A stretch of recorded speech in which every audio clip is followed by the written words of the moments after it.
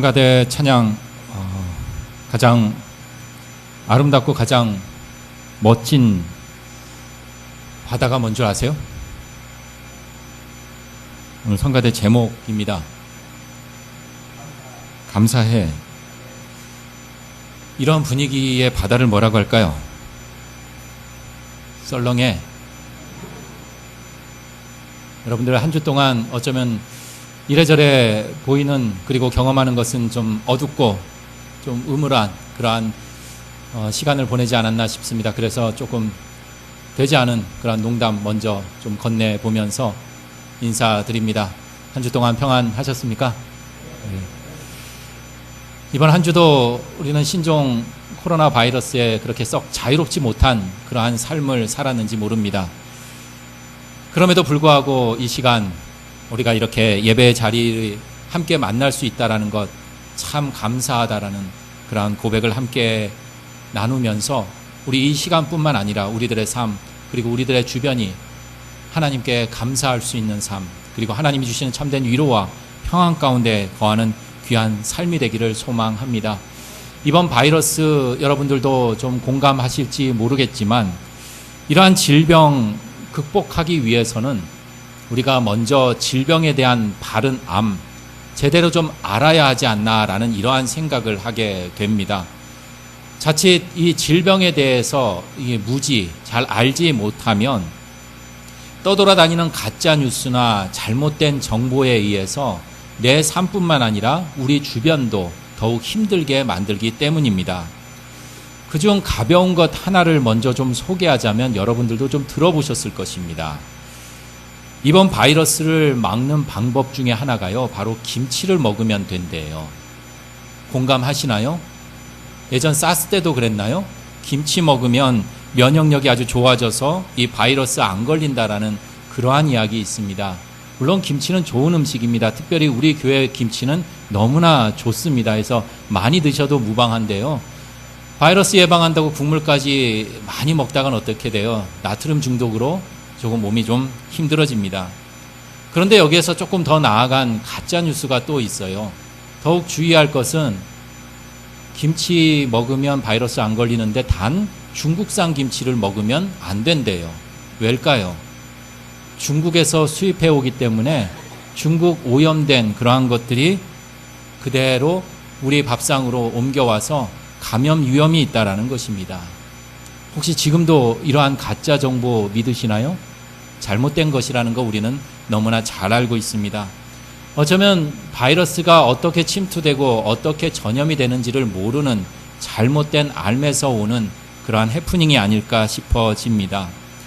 그러기에 우리가 이 바이러스를 잘 막기 위해서는 그러한 가짜뉴스, 거짓된 정보에 현혹되기보다는 아주 기본적인 거, 우리 지난 시간에도 함께 나누었지만 우리가 손을 깨끗이 씻고 또 서로 기침 예절을 지키고 또 우리가 여러 사람이 모이는 데선 이렇게 마스크 좀 몸이 기침이 나는 분들은 이렇게 마스크를 착용해서 예방 준수를 잘 지키는 것, 그것이 바로 올바른 알미라는 것 다시금 강조해 봅니다. 여러분들 우리 속담에 이러한 속담 혹시 들어보셨을 것입니다. 서울 안 가본 사람과 서울 가본 사람이 싸우면 누가 이긴다고 할까요? 예, 서울 안 가본 사람이 이긴대요. 우리 그런 속담 잘 아실 것입니다. 왜냐하면 이 속담에 이러한 이야기가 담겨져 있습니다. 옛날 시골에 정말 아는 척하기를 좋아하는 사람이 있었대요.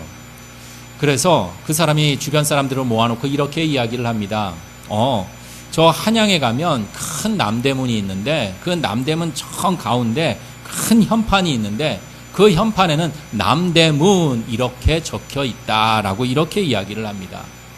그 이야기를 듣고 있던 한양을 다녀온 어떠한 사람이 이렇게 이야기를 하지요. 남대문 현판에는 남대문이라고 이렇게 글자가 적혀 있는 게 아니라 어떻게 해요? 우리 서울 사람이니까 다 알죠? 뭐라고 적혀 있어요? 숭례문 이렇게 적혀 있어 라고 이렇게 이야기를 했답니다. 서로 다른 의견이지요. 다툼이 일어납니다. 그리고 이 다툼을 옆에서 지켜보는 이들 이렇게 결론을 짓습니다. 남대문이니 현판엔 당연히 남대문이라고 붙어 있는 것이 당연한 것이다. 이렇게 결론을 냈습니다. 왜 그렇게 됐을까요? 우리 속담에 모르는 게 약이 된다고는 하지만 이러한 경우를 빗대서 무식한 게 용감하다, 이러한 말이 적용이 되지 않을까 싶습니다. 이러한 모습을 우리들의 삶을 좀 긍정적으로 초대하기보다는 자신의 생각과 행동이 진리인 양 여겨 때로는 갈등을 그렇게 불러일으키기도 한다라는 것입니다. 우리 사람과의 만남도 상대방에 대한 올바른 알미 선행되기 전에 내가 갖고 있는 편견이나 고정관념으로 그 사람을 만났을 때 우리는 만남의 깊이를 더할 수가 없습니다. 우리가 누군가에 대한 올바른 알미 이루어졌을 때 만남의 깊이도 더 깊어지듯이 지금 우리가 드려지는 이 시간, 이 예배는 바로 하나님을 알아가는 시간이요, 또 하나님과의 만남의 깊이가 더해지는 그러한 시간이 되기를 소망합니다. 뿐만 아니라 이 시간 우리가 함께 말씀을 나눌 때 우리 속에 이 깊은 만남을 방해하는 삶의 많은 장애물들을 하나씩 하나씩 말씀의 힘으로 제거해 나아가는 그러한 시간이 되기를 또한 소망해 봅니다. 자, 이러한 소망을 우리가 마음속에 함께 품고 오늘 말씀 함께 살펴보도록 하겠습니다. 오늘 말씀 12절 말씀으로 우리가 한 발자국 조금 더 가까이 다가가 보도록 하겠습니다. 12절 말씀은 이렇게 시작이 됩니다. 우리 함께 봉독하겠습니다. 그러므로 형제들아, 우리가 빚진 자로 돼 육신에게 져서 육신대로 살 것이 아니니라. 바울은 우리들에 대해서 이렇게 진단을 내리고 있습니다. 우리는 빚진 자다라고 소개하고 있습니다. 우리의 지금의 상태가 어떤지를 진단하고 있다라는 것입니다. 빚진 자다.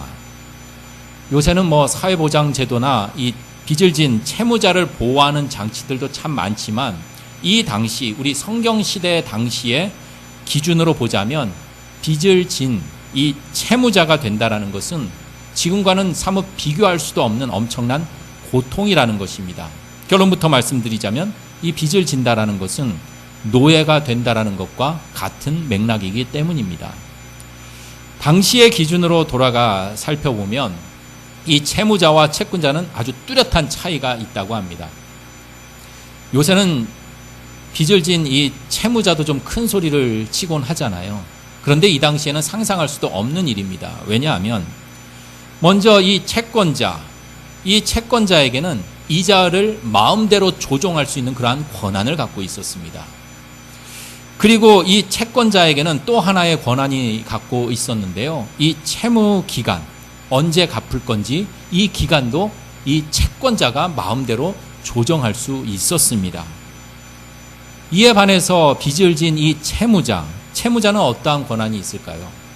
아무 권한도 어떠한 결정도 할 수 없었습니다. 지금은 우리가 빚을 진다라는 것, 자기의 사업을 이제 새롭게 시작하거나 좀 더 확장하거나 어떠한 새로운 일을 할 때 내 자본이 조금 부족할 때, 내 자본이 없을 때 이렇게 빚을 지는 채무자의 위치에 서는 그러한 경우도 있지만 당시 성경시대에 빚을 지는 이 채무자들은 터무니없는 이자와 또 상환 기간에도 불구하고 빚을 져야만 할 수밖에 없는 그러한 형편, 결국 생활이 절박한 대부분의 사람들이 그렇게 빚을 졌습니다. 그러다 보니 사실상 빚을 갚는 이 상환 능력이 없었습니다. 이러한 사람들이 대부분 빚을 졌어요. 상환 능력, 빚을 갚을 수 없다라는 것은 무엇이 될까요? 지금은 상환 능력이 없으면 좀 안타깝지만 파산 신고도 하고요. 또 개인 회생 절차를 밟기도 합니다. 하지만 당시에는 이 빚을 갚지 못하면 우리 간혹 영화에서나 나옴직한 좀 끔찍한 신체 포기각서 같은 이 험악한 꼴처럼 내 몸이나 내가 갖고 있는 모든 것들, 심지어 이 가족마저도 언제든지 이 채권자에게 내놓아야 함을 의미합니다. 그러니 빚을 져서 이 채무자가 된다라는 것, 다른 말로 하면 뭘까요? 노예가 되는 거나 다름이 없습니다. 이 때문에 노예가 된다라는 것입니다. 그러기에 성경 특히 우리 구약에 보면 빚을 탕감하는 그러한 제도, 또 이자를 많이 받으려고 돈을 꾸어주는 것 금기시하는 그러한 당부의 말씀도 있습니다. 그러기에 오늘 말씀의 첫 번째 증언에서처럼 자칫 노예로 전락할 수 있는 이 빚을 진 사람들이다 라고 먼저 선포하는 이 대목, 만약 빚을 진 사람들, 이러한 삶에는 기쁨이 있을까요? 자유가 있을까요? 이러한 기쁨과 자유가 있기보다는 언제 모든 건 나 다 빼앗겨, 정말 내 몸뿐만 아니라 내 사랑하는 가족도 언제 뺏길지 모르는 그러한 불안과 두려움, 그리고 또 이런 생각 들지 않았을까요? 나는 왜 내 삶은 이럴까? 나는 왜 이렇게 힘든 데 태어나서 이러한 형편을 한탄하고 또 불평하고, 나아가 이러한 생활이 오래 지속되다 보면 어떠한 현상이 나타날까요? 무기력해집니다. 우울감에 빠집니다. 이것이 바로 빚을 진 사람들의 상태라고 해도 과언이 아닙니다. 먼저 이렇게 빚에 대한 이야기 했으니 조금 더 확장해서 오늘 말씀 속에 우리들의 삶과 적용해서 반대로 이번에는 이 빚을 진 채무자가 아니라 채권자의 시선으로 조금 바라보더라도 역시 이 빚에 대한 생각은 어둡고 우울할 뿐입니다. 바로 우리 대부분의 사람들은 일상생활 속에서 내가 채권자처럼 살아간다라는 것입니다. 무언가를 빨리 회수하고 무언가를 빨리 받아내야만 하는 그러한 채권자 같이 되기를 원한다라는 것입니다. 이런 이야기 좀 들어보았을 것입니다. 실험을 했어요. 한 마을에 어떤 사람이 아무런 이유도 없이 집집마다 들려서 현관에 이 10,000원을 놓고 나오는 것입니다. 동네 사람들이 처음에는 어떨까요? 의아했습니다. 이게 뭐지? 왜 이렇지? 의아해하고 멈칫멈칫 거렸습니다. 저 사람이 왜 우리 집에 10,000원을 놓고 갈까? 궁금하기도 하고 의구심이 생기기도 하였습니다. 다음 날도 똑같은 일이 벌어집니다. 계속해서 10,000원이 내 집 현관에 놓여지는 일이 계속됩니다. 자, 여러분들의 집 앞에, 여러분들의 아파트 현관 앞에 누군가 10,000원을 놓고 매일 간다고 하면 여러분들은 어떤 반응을 보이시겠어요? 똑같지 않을까요? 처음엔 이게 뭐지? 신고할까? 그런데 10,000원이라서 너무 큰 액수도 아니고 어떻게 할까? 멈칫멈칫 거리다가 시간이 지나면 지날수록 신기해요. 그리고 감사하기도 합니다. 이같이 그 마을에서는 이 돈을 놓고 간 사람들, 그 사람의 이야기로 회자가 됩니다. 왜 저 사람이 우리에게 돈을 놓고 갈까? 그 곰곰이 생각해 보니까 고맙네. 신기한 마음들, 이렇게 회자가 되곤 합니다. 그런데 문제는 시간이 2주, 3주 되다 보니 사람들의 마음이 어떻게 변하냐면 돈을 놓고 가는 사람에 대해서 감사나 이 신기함이 점점 사라지기 시작을 합니다. 그리고 일상이 되어버립니다. 현관문을 열고 봤더니 오늘도 돈이 있네? 또 주워옵니다. 그렇게 반복되다 보니 일상으로 전락해버립니다. 그리고 한 달이 되는 마지막 날, 평소와 달리 그 사람은 마을을 돌면서 집 현관에 돈을 놓지 않고 이번에는 그냥 지나칩니다. 이를 지켜보던 동네 사람들이 너나 할 것 없이 집 밖으로 뛰쳐나오면서 이상한 반응을 보이기 시작을 합니다. 그 동네를 지나치는 돈을 놓고 갔던 그 사람을 뒤쫓아가 멱살을 잡으며 투덜대며 화를 내기 시작을 합니다. 성난 목소리로 따져 묻습니다. 내 돈 어디 있어? 왜 오늘 돈 안 줘? 이렇게 따져 물었다라는 것입니다. 우리들 일상생활 속에서 우리는 어쩌면 이 채권자 의식, 이 채권자가 되기를 갈망하는지 모릅니다. 남편은 아내에게, 아내는 남편에게, 또 나는 누군가에게, 또 누군가는 나에게, 나는 다 해줬는데 나에게 돌아오는 것은 없다라고 그렇게 불만입니다. 나만 이 고생하고 수고하는데 나에게 돌아오는 것은 없다라고 그렇게 불평을 합니다. 모두가 받을 것에만 그렇게 관심을 두며 온통 이 세상은, 우리들의 주변은 온통 채권자 투성인지 모릅니다. 그러니 온통 투덜대고 불평과 원망뿐입니다. 그러니 어떨까요? 나의 삶도 우리 주변도 온 삶도 부서질 뿐입니다. 심지어 이러한 채권자 모습은 우리의 신앙 속에서 하나님과 나와의 관계에서도 그대로 적용이 되는지 모릅니다. 내가 이만큼 교회 위해서 헌신했으니까, 내가 이만큼 봉사했으니까, 내가 이만큼 신앙생활 했으니까, 내가 이렇게 열심히 기도했는데 그러면 하나님께서 이만큼 해주시겠지라는 식으로 마치 하나님께 빚 받으러 온 그러한 채권자 마냥 우리는 그렇게 신앙생활을 하는지도 모릅니다.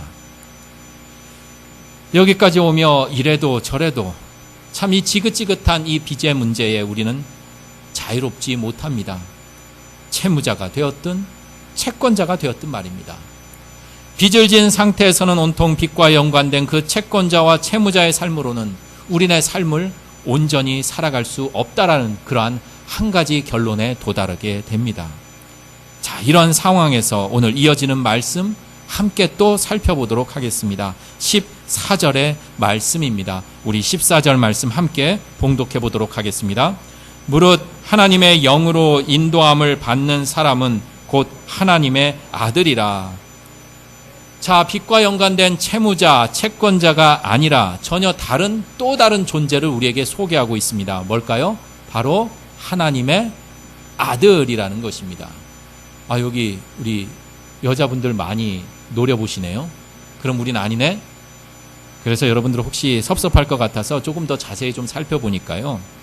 이 하나님의 아들이라는 이 표현보다 더 정확한 표현은 하나님의 자녀라는 표현이 더 적절합니다. 그래서 다시 표현하자면 하나님의 영으로 인도함을 받은 사람은 누구나 다 하나님의 자녀다라는 것입니다. 어릴 적 부르던 동요 중에 이런 동요가 있는데요. 송아지 송아지 얼룩 송아지 엄마 소도 얼룩소 엄마 닮았네. 우리 반주자님 센스 있으시죠? 네, 고마워요. 이런 동요 다 아시죠? 아기 소는 누구를 닮았다고 하죠? 엄마 소를 닮았다고 합니다. 왜일까요? 자식은 부모를 닮았기 때문입니다. 외모도 성격도 닮았죠. 간혹 집에 아이가 너무 개구져서 아내에게 묻습니다. 당신 어릴 때 어땠어? 그러면 아내는 이렇게 대답을 합니다. 나는 너무 얌전했다고. 부모님 말씀 너무 잘 듣고 속 썩이지 않았다라고. 그러면 다시금 저에게 질문을 합니다. 당신은 어릴 때 어땠어? 저도 당당하게 이렇게 말합니다. 나는 참 어렸을 때 모범생이었어. 부모님 속 한 번도 썩이질 않았어. 이렇게 시치미를 떼어봅니다. 너 누구 닮아서 그러니 타박을 줄지 모르지만 누구 닮았겠습니까? 그래요. 당연히 부모 닮아서 그런 겁니다. 왜냐하면 엄마와 아빠 그 어버이의 모양과 성질을 그대로 자식이 이어받았기 때문입니다. 이것이 부모와 그리고 자식의 관계를 이야기하는 또 다른 표현입니다. 그러니 이렇게 고백해 봅니다. 하나님은 지혜로우십니다. 그렇지만 나는 지혜롭지 못합니다. 하지만 하나님의 자녀가 된 나는 지혜롭습니다. 이렇게 고백해 봅니다. 하나님은 부족함이 없으십니다. 하지만 나는 너무나 많이 부족합니다. 그렇지만 하나님의 자녀가 된 나는 풍요롭습니다. 이렇게 고백해 봅니다. 하나님은 강하십니다. 때로 나는 약할지 모르지만 하나님의 자녀가 된 나는 건강합니다. 우리는 모두 다 하나님의 자녀입니다. 여러분들은 다 미남 미녀셔요. 인정하세요? 인정 못하세요? 그럼 아직 하나님의 자녀가 아직 아니라는 거예요. 다시금 묻습니다. 우리는 모두 다 미남 미녀입니다. 이따가 인사할 때 한번 봐보세요. 정말 미남 미녀들만 우리들의 주변에 있을 것입니다. 우리는 모두 다 건강하고 참 똑똑하고 참 멋지고 아름다운 사람들입니다. 왜냐하면 하나님의 자녀들이기 때문입니다. 말씀은 강조합니다. 하나님의 자녀가 되는 것은 바로 우리의 수고나 노력 또는 업적이나 정말 타고난 재능이 아니라는 것을 말입니다. 바로 하나님의 영으로 인도함을 받는 것이라고 강조합니다. 전적인 하나님의 주권입니다. 하나님의 은혜라는 것입니다. 다시금 고백합니다. 우리는 누구입니까? 나는 누구입니까? 우리는 육신의 빚을 진 사람들이 아닙니다. 우리는 하나님의 자녀들입니다. 그리고 우리는 그 빚을 진 채무자처럼 불안과 두려움 가운데 살아가는 무서워하는 종의 영을 받은 자들이 아니라 바로 하나님의 영으로 부르심을 받은 하나님의 자녀들이라는 것입니다. 구약의 시편, 수많은 시편의 노래들이 담겨져 있습니다. 그리고 대부분의 시편들은 어려움 가운데 고통의 한복판에서도 불구하고 하나님께 찬양을 올립니다. 그 찬양을 올리는 그 힘도 바로 이 사실, 우리 민족은 하나님의 자녀라는 이 사실을 기억하였기 때문에 하나님께 찬양을 올려드립니다. 그중 지난 주일 주보에 함께 읽은 주간 말씀 중 시편 138편 7절의 말씀 우리 함께 봉독해 보도록 하겠습니다. 내가 환난 중에 다닐지라도 주께서 나를 살아나게 하시고 주의 손을 펴사 내 원수들의 분노를 막으시며 주의 오른손이 나를 구원하시리이다. 내가 지금 환난 중에 다닐지라도 나는 하나님께 찬송합니다. 하나님은 분명히 나를 붙들어 주시고 나를 구원해 주실 것입니다. 왜냐하면 나는 하나님의 자녀이기 때문입니다. 뿐만 아니라 마치 부모가 자녀를 책망합니다. 그렇지만 그 책망 속에는 자녀를 향한 정말 영원한 저주와 영원한 멸망이 담겨져 있지 않습니다. 도리어 비록 책망과 그리고 질책의 회초리는 들지라도 그 속에는 자식이 잘 되고 정말 건강하게 성장하기를 바라는 그 부모의 마음에서 비롯된 것처럼 하나님의 자녀가 된 이스라엘 백성을 향한 하나님의 마음 또한 동일합니다. 아버지 하나님을 등지고 아버지 하나님의 마음을 아프게 한 이스라엘 백성들, 하나님은 질책과 책망의 회초리를 드십니다. 그리고 많은 예언자들을 통해 그 하나님의 마음을 전합니다. 그리고 결국 하나님의 자녀들을 바라보는 그 하나님의 마음을 예언자 아모스를 통해 이렇게 전합니다.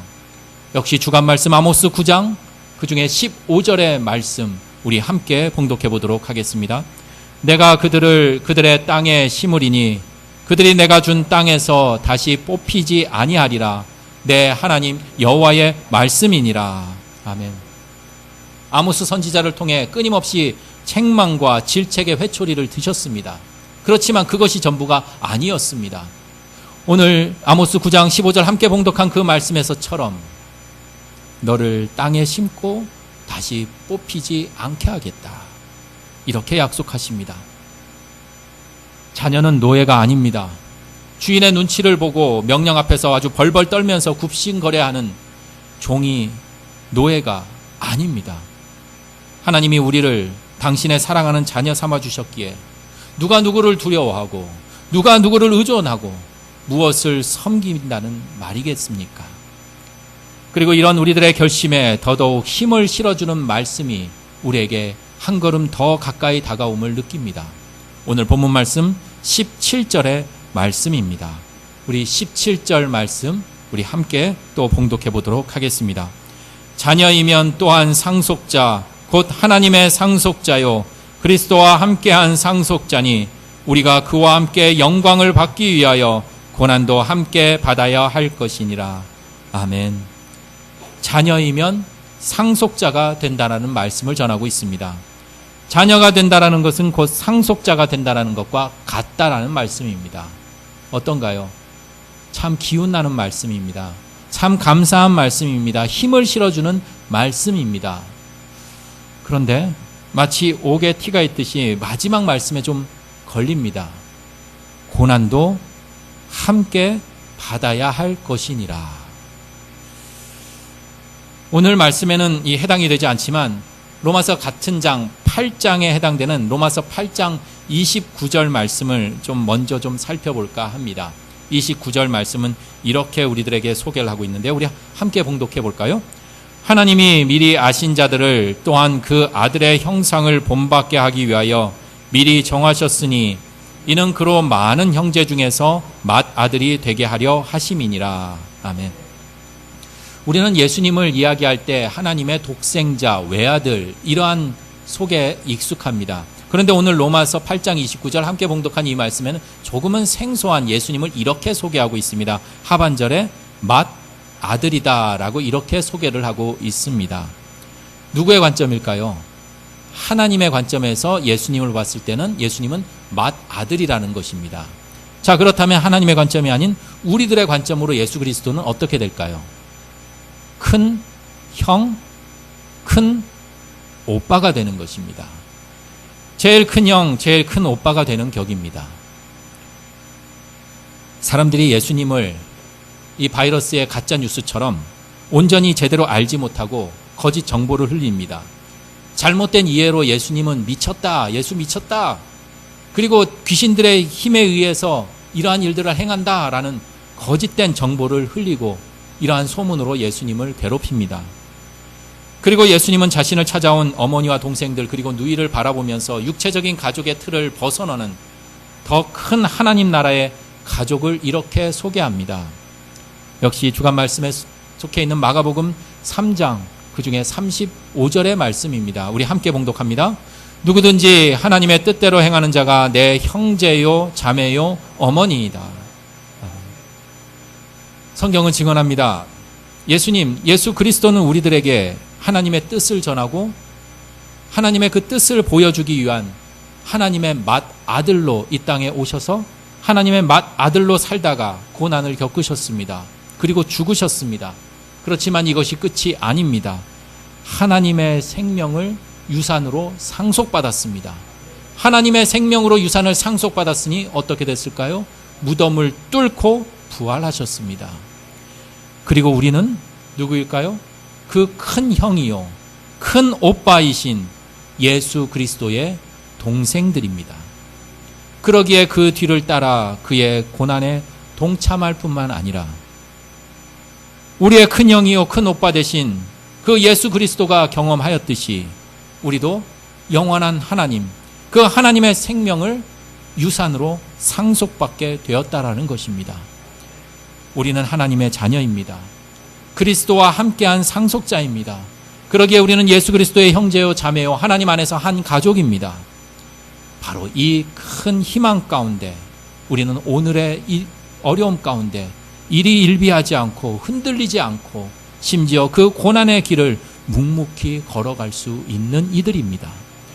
우리는 예수 그리스도가 받은 그 귀한 생명의 유산을 우리 또한 공동으로 상속받은 그 큰 희망 가운데 살고 있기에 우리는 모든 것을 참고 견디면서 가난하지만 부하고 없고 약하지만 비굴하지 않는 그러한 존재로 살아갈 수 있는 이들입니다. 자녀이며 상속자이기에 이제는 더 이상 빚을 진 채무자로 빚을 갚아야만 하는 그러한 부담감과 불안해하며 살아갈 필요가 없습니다. 우리는 자녀요 상속자이기에 마치 전전긍긍하며 어디에 내 것을 더 받기 위한 그러면서 정말 매몰차게 힘겹게 살아가는 그러한 채권자의 모습처럼 살아갈 필요도 없다라는 것입니다. 우리는 영원한 생명을 유산으로 공동 상속받은 하나님의 자녀로서 예수님을 큰 형, 큰 오빠로 모신 하나님의 가족임을 우리가 기억하며 어제보다 오늘 더 가볍고 어제보다 오늘 더 즐거운 마음으로 그리고 어제보다 오늘 더 자랑스러운 마음으로 이런저런 새롭게 신종이요 또 새로운 모양으로 변종해 나아가는 세상의 수많은 바이러스의 공격에도 굴하지 않고 믿음의 행진을 계속해 나아가기를 소망합니다. 함께 기도 드리시겠습니다. 주님, 우리를 자녀 삼아 주시고 또 귀한 하늘의 유산을 주시는 그 상속자로 불러주심에 감사드립니다.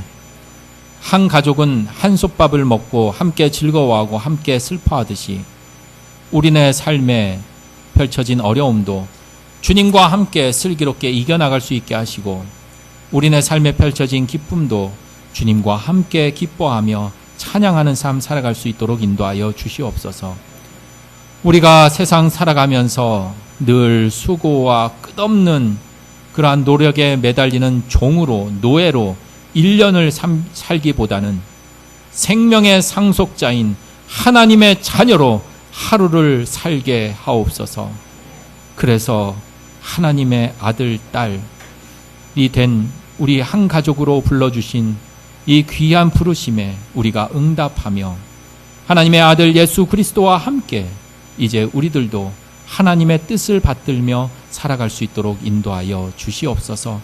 하나님의 귀한 생명을 유산으로 물려받은 존재답게 종이 아니라 하나님의 자녀로 살아가는 삶이 되길 두 손 모아 기도드리며 우리들의 큰 형이요 우리들의 큰 오빠 되어주신 고마우신 예수 그리스도 이름으로 기도드립니다. 아멘.